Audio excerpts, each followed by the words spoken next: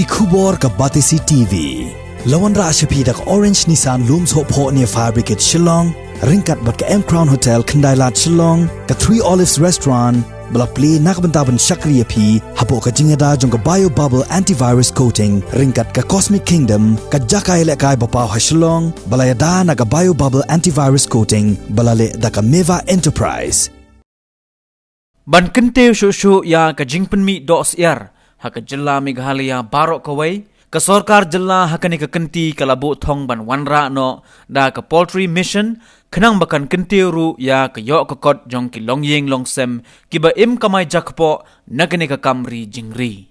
Namar ka jingsar jong ka jingpang khlam haki Syiar shabar jong ka Jylla ka Sorkar Kyntiew da ka hukum lingba katnat Animal Husbandry and Veterinary ban khang yaki Wanrah yaki Syiar bat yaki pelang Syiar syapo ke Jylla Meghalaya kibawan lingba ke Jylla Assam.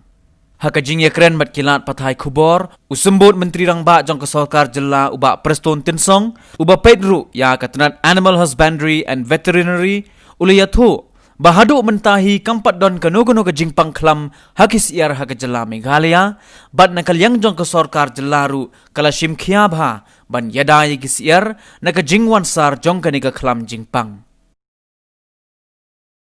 In fact, it's not at all sufficient. That's why now we wanted to focus ourselves in the, again, next to pig mission, we wanted to also have a poultry mission in the state to increase the production locally. Number one is for meeting the demand of the state, and also we would like to export outside the state. Okay. So right now, in fact, the birds that we have means the poultry that we have. It's about 5.1 million. Means 51 lakhs. 51 lakhs birds we are having as per the census 2019 in the state of Meghalaya, both government farm as well as the private farms.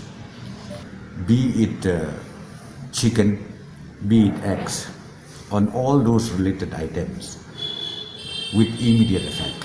And the notification came out yesterday, where the entry point happens from the western side of Assam, means bordering to West Bengal. Okay, so from that point, from that entry point, we already banning of bringing these items to the state of Bengal.